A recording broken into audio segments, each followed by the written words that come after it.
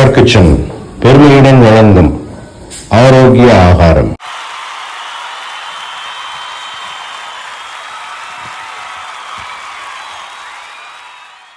ஆரோக்கிய ஆகாரத்தில் டயபெட்டிஸில் அடுத்த சீரீஸில் அடுத்த வீடியோ என்ன பார்க்க போகிறோம் அப்படின்னா, ஓட்ஸை வச்சு ஒரு உடனடியாக ஒரு அடை, ஓட்ஸ் சில்லா. ஓட்ஸ் இருக்குல்ல, ஓட்ஸில் 2-3 விதம் இருக்குது. ஆமாம், ஆக்சுவலாக வந்து நல்ல அது வந்து ஸ்டீல் கட் ஓட்ஸ்ன்னு சொல்லுவோம். அதை இன்னொரு ரெசிபி பண்ணி காமிக்கலாம். ஓகே. ஆனால் அதெல்லாம் ஊற வைக்கணும். இது வந்து இன்ஸ்டன்ட் அப்படி டக்குன்னு வரமா வந்தோடனே பசிக்கிறது அப்படி டக்குன்னு பண்ணி. ரோல் கட் வந்து ப்ராசஸ் கம்மி. ஆமாம், ஊற ஃபைபர் ஜாஸ்தி இருக்கும், நார்ச்சத்து ஜாஸ்தி. ஆனால் அது யூஸ் பண்ணுறது நல்லது. இப்போ ஆற்றுல இருக்கும்போது டக்குன்னு இது வந்து பண்ணுறது பண்ணி காமிச்சிட்டாங்க. இந்த ஓட்ஸ் எடுத்துருக்கேன். அப்புறம் வந்து வெள்ளரிக்காய், இன்னைக்கு வெள்ளரிக்காய் எடுத்திருக்கேன். நம்ம என்ன காய் வேணுமோ அந்த காய் எடுத்துக்கலாம். அப்புறம் வந்து ஒரு நெல்லிக்காய் எடுத்திருக்கேன். அப்புறம் கொஞ்சோண்டு கருவேப்பிலை, கொஞ்சம் இஞ்சி, இதெல்லாம் உப்பு போட்டு அப்படியே பண்ணிட்டு அப்படியே தட்ட வேண்டியதான். ஆடை மாதிரி தட்டணும். சும்மா ஆடை மாதிரி தட்ட வேண்டாம். ரொம்ப டேஸ்ட்டாகவும் இருக்கும், ஃபில்லிங்காகவும் இருக்கும். ஓட்ஸ் சில்லா. அதுக்கு தொட்டுக்கிறதுக்கு வந்து கொத்தமல்லி சட்னி வச்சிருக்கேன்.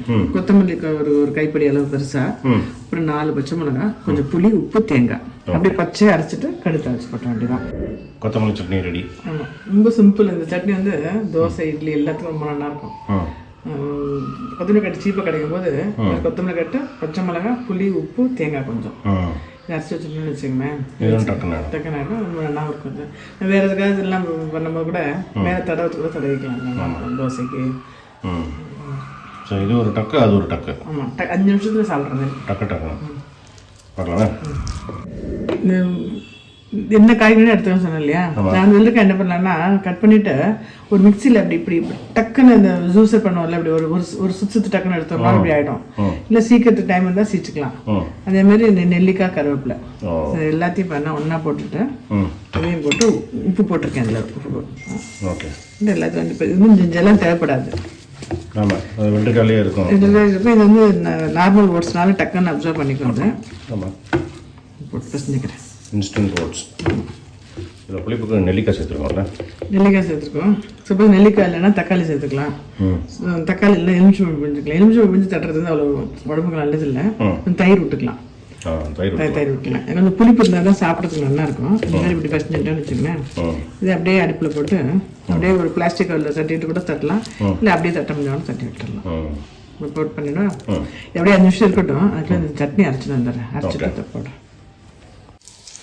அப்படியே கொஞ்சம் சின்னதாக அப்படியே தரும். இல்லை இந்த ஒரு பேப்பர் காமிச்சு வந்துடுவோம் முன்னாடி, ஒரு ப்ரௌன் கலரில். அது இல்லை வாழை இல்லை, இல்லை நம்ம அது மாதிரி இதாக பண்ணலாம். இல்லை கையோடு தட்டி கொஞ்சம் ஃபேன்சி இருக்கும். கொஞ்சம் மெதுவாக அடுப்பு மட்டும் சிம்மில் வச்சுக்கணும். ஏன்னா ரொம்ப இதுவாக இருந்தால் சீக்கிரம் ஆகிடும்.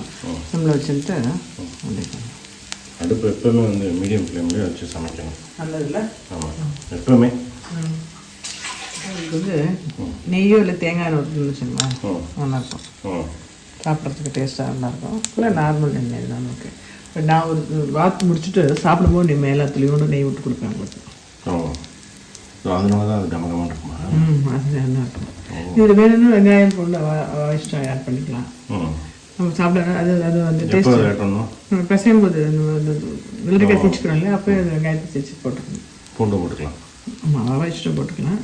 இதுக்கெல்லாம் எண்ணெய் பொடி, இந்த வெந்தய பொடி இருக்குல்ல, வெந்தயத்தை நல்லா வறுத்து பொடி பண்ணி வச்சுக்கலாம். காமிக்க வெந்தய பொடி வச்சுட்டு சப்போஸ் சுகர் ரொம்ப ஜாஸ்தியாக இருக்குது அப்படின்னா அந்த டைத்தில் எனக்கு தோற்பு தன்மை இருக்கும், அது பரவாயில்ல அப்படின்னு தோணி எடுத்துன்னா அதை வந்து ஒரு 1/2 ஸ்பூன் சேர்த்துக்கலாம். இந்த காரத்துக்கு வந்து இப்போ நான் இன்னும் போடல ஆக்சுவலாக காரத்துக்கு, ஏன்னா சட்னி காரமாக இருக்கனால மிளகு பொடி போடலாம். இல்லை இந்த மாதிரி வெந்தய பொடி கொஞ்சம் போட்டுட்டு இதுதான் டேஸ்ட்டாக நல்லாயிருக்கும். நான் இப்போ வந்து வெள்ளரிக்காய், ஒரு நெல்லிக்காய், கொஞ்சோண்டு இந்த கருவேப்பிலை போட்டேன். காரம் வந்து வேண்டாம் அப்படின்னால அதுக்கு சட்னிக்கு வந்து காரம் வச்சுருக்கேன். இப்போ காரம் வந்து துளி வந்து நல்லாயிருக்கும். அதுக்கு வந்து ஒரு மிளகு பொடி, கொஞ்சம் வெந்தயப்பொடி துவைக்கலாம். மேலே அப்படியே ப்ளீஸாக துவைக்கலாம். ஓகே, கொஞ்சம் வெந்தயப்பொடி போட்டாச்சு. இன்னொன்று வெந்தயப்பொடி போட்டு வெந்தயப்பொடி மிளகும் சேர்த்து வச்சு பொடி பண்ணி வச்சுருக்கேன். நிறைய சேர்த்து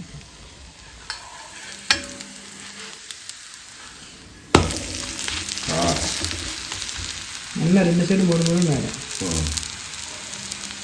இதெல்லாம் அப்படியே வெள்ளரிக்காய் விட்டுன்றோம். அப்படி இல்லை ஜெல்லை விட்டுன்ட்டு சப்போஸ் சட்டை வரல கொஞ்சம் சூடாகிடுது, கல் சூடாகிடுது இல்லையா, இப்படியே கூட அப்படியே போட்டுடலாம். சின்னதாக பேன்கேக் 3 போட்டுருவேன் நான். போட்டோன்னா அதை பார்த்து ஷேப் கொஞ்சம் ஷேப் கரெக்டாக வராது, பரவாயில்ல அப்படின்ட்டு போட்டுருவேன்.